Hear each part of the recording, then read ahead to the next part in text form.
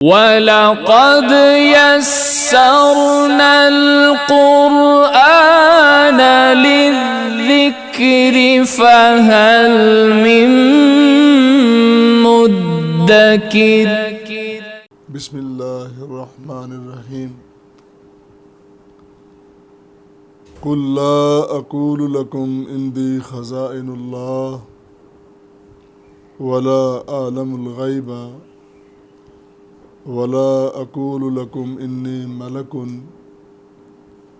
اتبع الا ما یوحى الی قل هل یستوی الاعمی والبصیر افلا تتفکرون۔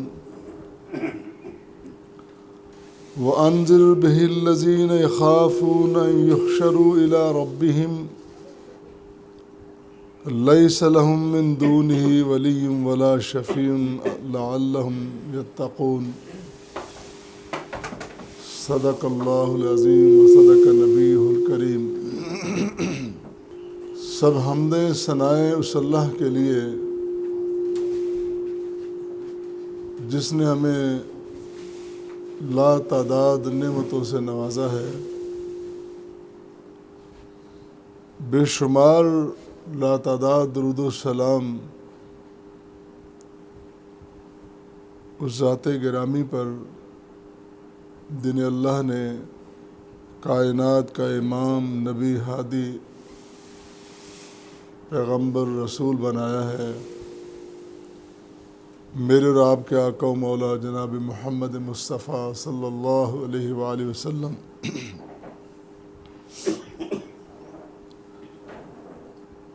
آج ہمارے سامنے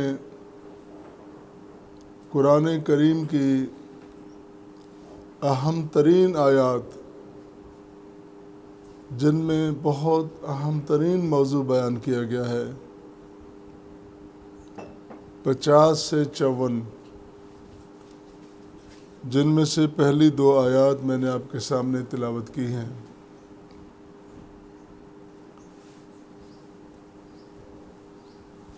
گزشتہ آیات میں اللہ کریم نے توحید کے بارے میں بیان فرمایا اور پھر شرک کی تردید کی، اور پھر یہ فرمایا کہ قدرت کاملہ کیا ہے، سب اختیار و اقتدار اسی کے پاس ہے،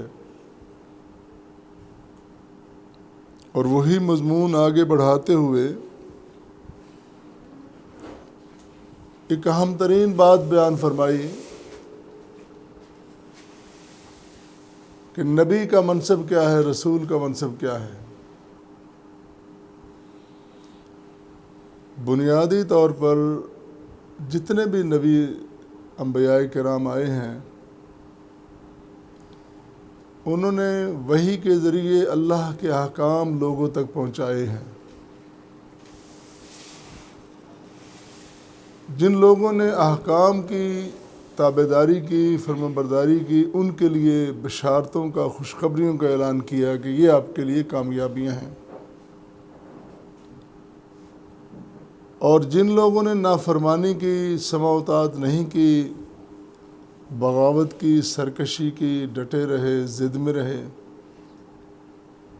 ان کے لیے انجام کار، ان کے لیے خطرات، نقصان کیا کیا ہو سکتے ہیں وہ بتائے۔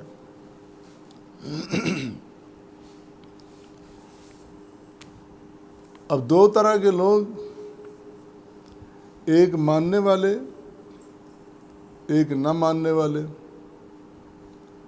اور پھر نہ ماننے والوں میں ایسے الٹے سیدھے سوالات کرنے والے جن کا حقیقت کے ساتھ تعلق ہی کوئی نہیں۔ سوال کرنا اہم ترین بات ہے۔ آج دنیا میں سوال کو بڑی اہمیت دی جاتی ہے، لیکن سوال کرنا بھی تو ایک بڑی بات ہے، وہ بھی تو پتہ ہونا چاہیے کہ میں سوال کر کیا رہا ہوں۔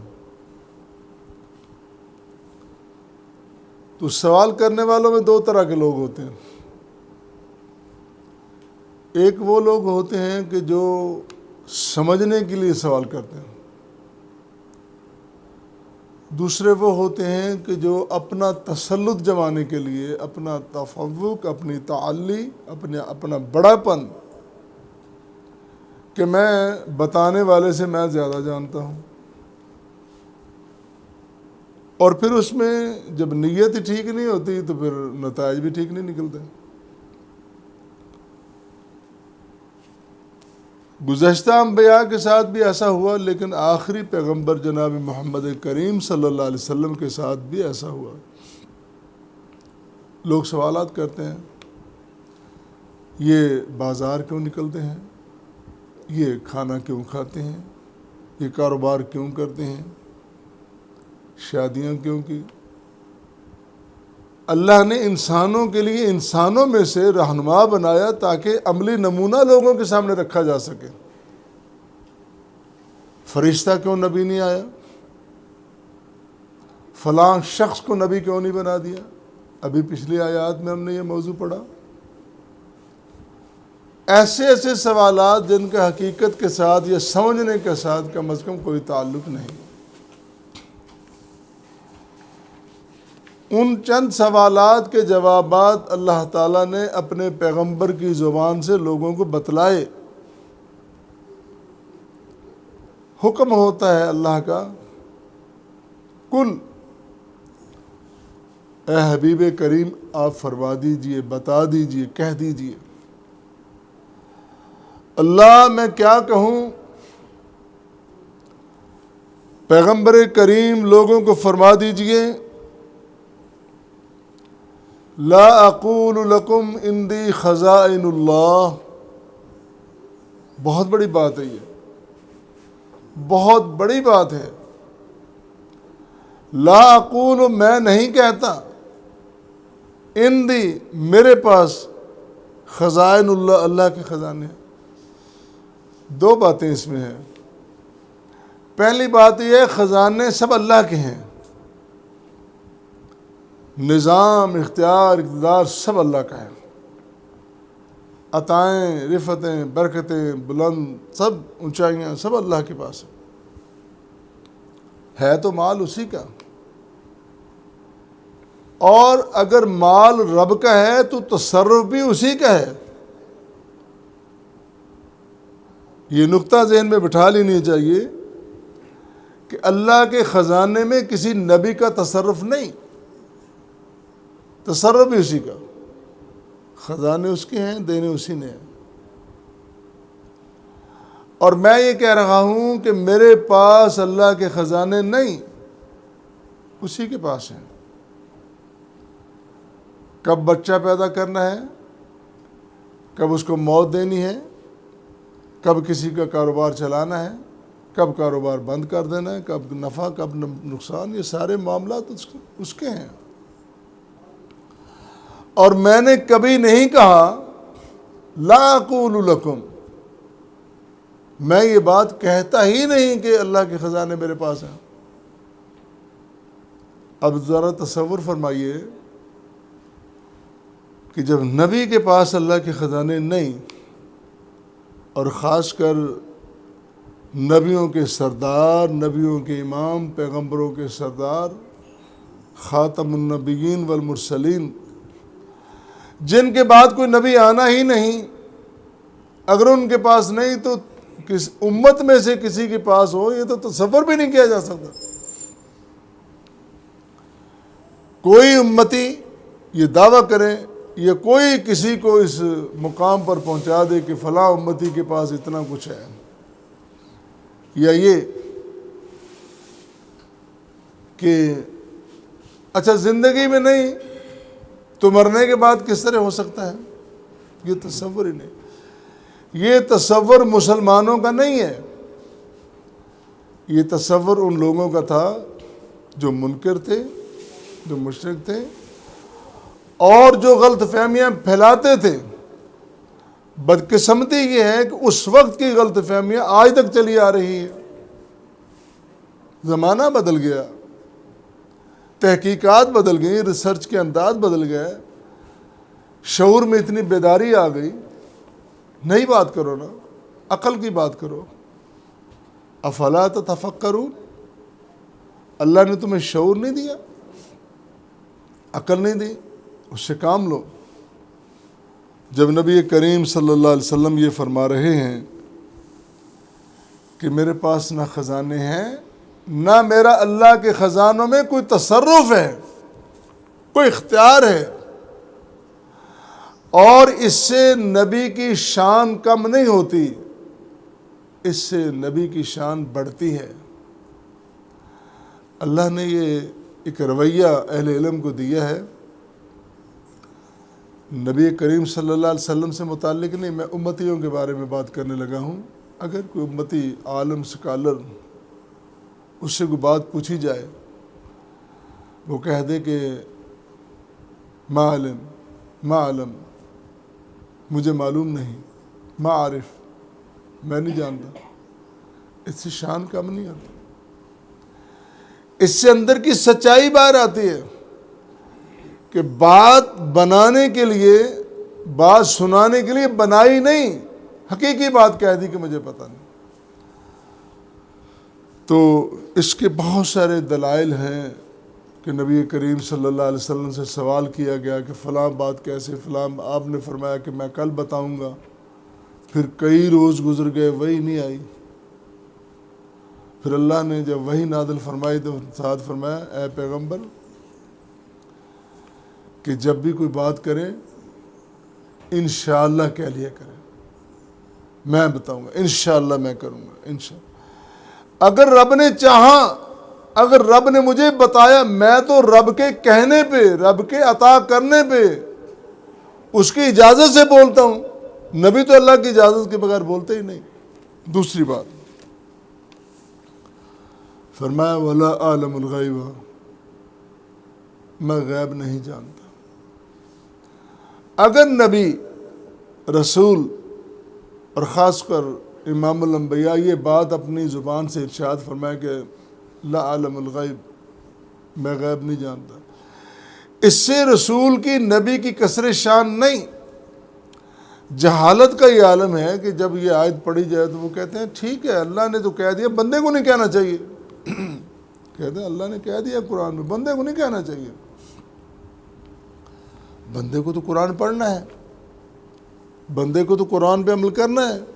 بھئی قرآن ہی تو ہے جس پہ عمل کرنا ہے، قرآن ہی تو ہے جس سے ہم نے اپنے دلوں کی صفائی کرنی ہے، عقیدوں کی صفائی کرنی ہے، کمزوریاں دور کرنی ہیں۔ اور رسول کریم صلی اللہ علیہ وسلم نے یہ فرما دیا کہ لا اعلم الغیب، میں غیب نہیں جانتا، بلکہ دوسری جگہ پہ قرآن کریم میں یہ بھی ہے عندہ مفاتیح الغیب، غیب کی کنجیاں، غیب کی چابیاں اللہ کے پاس ہیں۔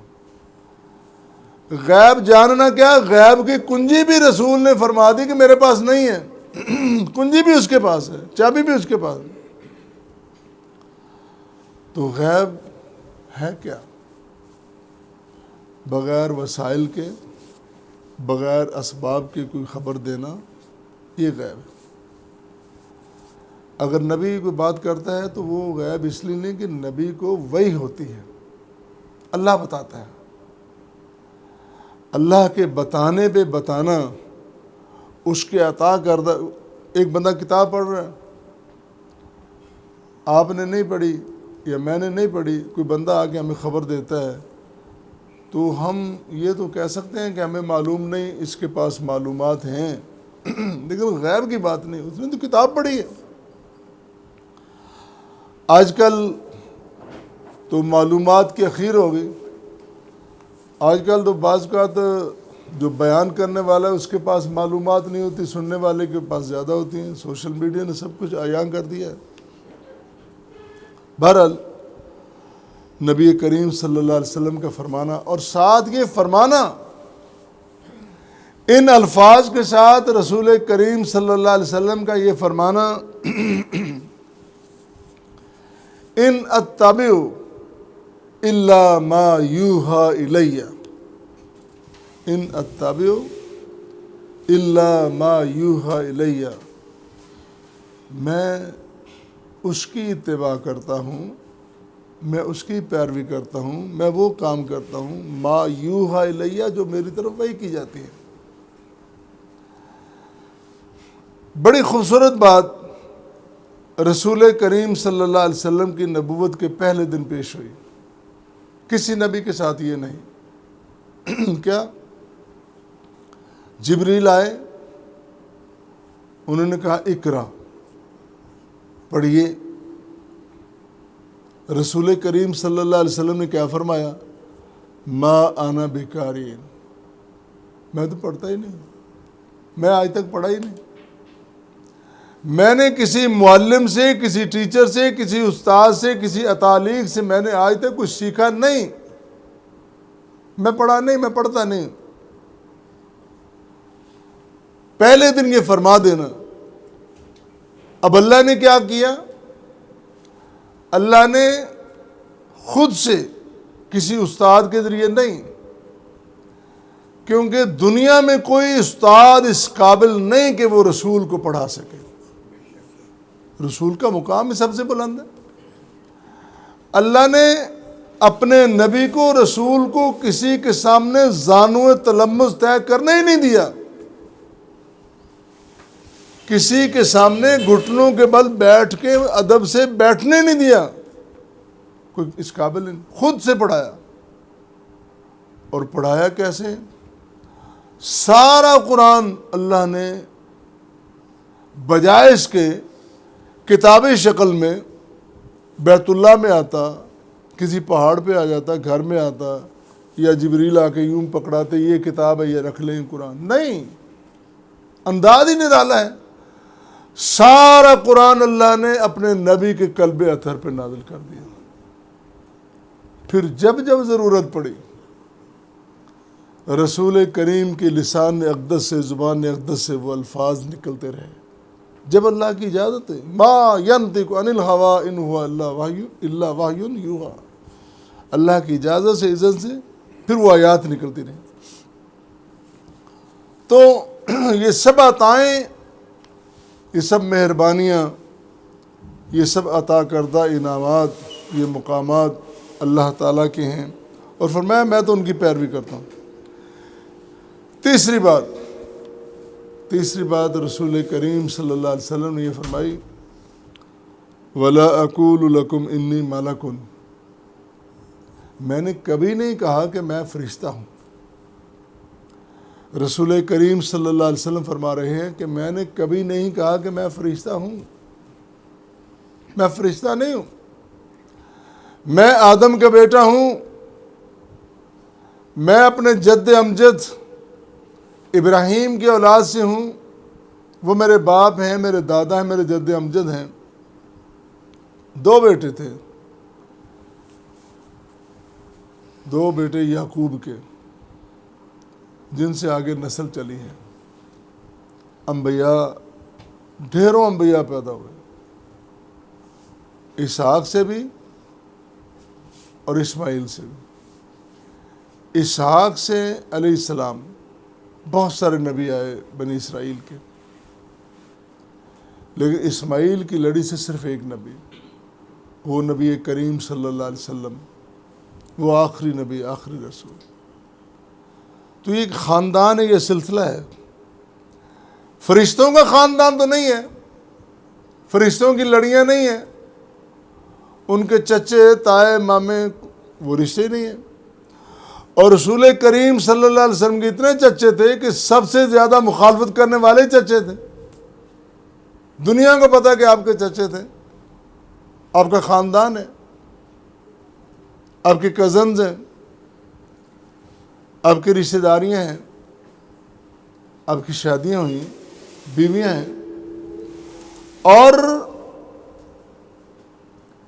ہندو مورخ، ہندو مصنف لکھتا ہے کہ میں رسول کریم صلی اللہ علیہ وسلم کی ذات کو بڑا اس لیے مانتا ہوں کہ جو عدل اور انصاف آپ نے اپنی بیویوں کے ساتھ کیا ہے، یہ عام انسان کے بس کی بات نہیں ہے۔ تو کتنے شواہد موجود ہیں۔ آپ نے فرمایا کہ میں فرشتہ نہیں۔ دوسری بات یہ ہے یہ قصہ تو پہلے دن ہی تمام ہو گیا، یہ بات تو پہلے دن ہی واضح ہو گئی کہ جب اللہ نے آدم کو پیدا کیا، وہ جو فرشتے کہتے تھے کہ کیا کرنا ہے پیدا کر کے، فرمایا تم پہلے ادھر آؤ نا، میرے آدم کو سجدہ کرو، میں تمہیں بتاؤں کہ یہ کون ہے۔ یہ آدم، اس کے بیٹے، ان سے غلطیاں ہوں گی، خطائیں ہوں گی، آدم کے بیٹے غلطیاں کریں گے، لیکن تم سے بہتر ہو، کرو ان کے سامنے سجدہ۔ بھئی یہ کیا فلسفہ ہے کہ خطا کرنے والا بھی بڑا ہوگا؟ چلو جو نیکیاں کرتا ہے، جو تہجد گزار ہے، وہ تو بڑا ہوگا۔ خطا کرنے والا اس طرح بڑا ہوگا کہ جب کوئی خطا کر کے پلٹ کے توبہ کرے گا، وہ جو منظر ہے وہ تمہیں اس کی خبر تمہیں نہیں ہے۔ وہ منظر کہ جب انسان خطا کر کے اپنی غلطیوں پہ شرمندہ ہو کر، پشیماں ہو کر رب کی بارگاہ میں آئے، اللہ بس معافی کر دیں، اللہ کہتا ہے میں جانتا ہوں اگر میں نے واپس کر دیا نا، کوئی جگہ ہی نہیں ہے، اور کوئی جگہ اور ہے ہی نہیں، اور میرے بندے میرے علاوہ تیری کوئی جگہ اور ہے ہی نہیں، جب میں نہیں کرنا ہے تو جا کر دیا۔ فرشتوں تم کہتے تھے نا یہ کرے گا، دیکھو اس کی طرف، یہ دیکھو حامدانی عبدی، یہ بندہ صبح اٹھ کے نیند چھوڑ کے وضو کر کے میری بارگاہ میں کھڑے ہو کر نماز پڑھ رہا، حامدانی عبدی، میرا بندہ میری تعریف کر رہا ہے۔ اللہ تعالیٰ انسان کو، آدم کو پیدا کر کے ساتھ ایک بڑی دلیل قائم کر رہے ہیں کہ ملک فرشتہ اتنا مقام نہیں رکھتا جتنا انسان کا ہے، اور پھر انسانوں میں نبی، اور پھر نبیوں میں نبیوں کے امام، کیا ضرورت پڑی ان کو فرشتہ ہونے کی؟ میں کبھی نہیں کہتا کہ میں فرشتہ ہوں اور تم کہتے ہو کہ اوپر چڑھ جاؤ، یہ لے آؤ، وہ، یہ میری ذمہ داری نہیں ہے، بلکہ وہ تو ملازم ہیں، وہ ڈیوٹیاں دے رہے ہیں، فرشتے ملازم ہیں، وہ ڈیوٹیاں دے رہے ہیں۔ ہم بیٹھے باتیں کر رہے ہیں نا، یہ ڈیوٹی پہ لگے ہوئے ہیں، ادھر والا بھی ادھر والا بھی، یہ ڈیوٹیاں کر رہے ہیں۔ ایک بات آپ کو سنائی تھی نا کہ بندہ گفتگو کر رہا ہے، ذکر کر رہا ہے، یہ جو لکھنے والے ہیں نا وہ عاجز آ جاتے ہیں کہ میں اس جملے کا کیا مطلب لکھوں۔ قلم رکھیں، آسمان کی طرف چڑھ گئے، رب سے کہا کہ اللہ پہلے تو ہم سارا کوئی لکھ رہے ہیں، تو یہ جو جملہ بولا اس کی ہمیں سمجھ نہیں آ رہی کیا لکھیں۔ اللہ فرماتے ہیں کیا بولا ہے؟ رب کو تو پتہ ہے، پھر بھی پوچھتے ہیں کیا بولا ہے؟ فرشتے کہتے ہیں، اس نے کہا کہ یا ربی لک الحمد کما ینبغی لجلال وجہک وعظیم سلطان۔ اتنا بڑا جملہ! اللہ فرماتے ہیں کہ جاؤ وہ جملہ ویسے لکھ دو، کل قیامت کے دن میں جانوں، میرا بندہ جانے، اور جملے کا اجر و ثواب میں خود عطا کروں گا۔ وہ تو ڈیوٹیاں دے رہے ہیں، اور میں کبھی نہیں کہتا کہ میں فرشتہ ہوں۔ اگلی بات، بڑی خوبصورت بات، 3 باتیں ارشاد کرنے کے بعد قرآن ہے، اللہ کے کہنے پر، اللہ کی اجازت پر، اللہ کے حکم پر نبی بیان کر رہے ہیں، اور 3 باتیں بیان کرنے کے بعد جب یہ جملہ ارشاد فرمایا نا، قل هل يستوي الاعمى والبصیر، کیا اندھا اور آنکھوں والا، کیا نابینا اور بینا کبھی برابر ہو سکتے ہیں؟ اس بات کا کیا تعلق ہوا ان کے ساتھ؟ بڑا خوبصورت تعلق ہے۔ یعنی رسول کریم صلی اللہ علیہ وسلم بیان فرما رہے ہیں، قرآن بیان کر رہے ہیں کہ جب 3 باتیں میں نے فرما دیں کہ اللہ کے خزانے میرے پاس نہیں، میں غیب نہیں جانتا، میں فرشتہ نہیں، جب میں نے جواب دے دیا تو میرے یہ جوابات سن کر بھی اگر کوئی پھر یہی باتیں دہرائے، اس کو کچھ نظر نہیں آتا، وہ تو اندھا ہے۔ یہ ہے تعلق اس کا، یہ ہے اس میں باریک نکتہ کہ جب قرآن بیان ہو گیا، جب اللہ کے رسول نے فرما دیا، پھر بھی وہی بات کوئی کرے، هل يستوي الأعمى والبصير، وہ تو اندھا ہے، اور اندھا اور آنکھوں والا کس طرح برابر ہو سکتے ہیں؟ پھر فرمایا افلا تتفکرون، تم غور کیوں نہیں کرتے، سوچتے کیوں نہیں؟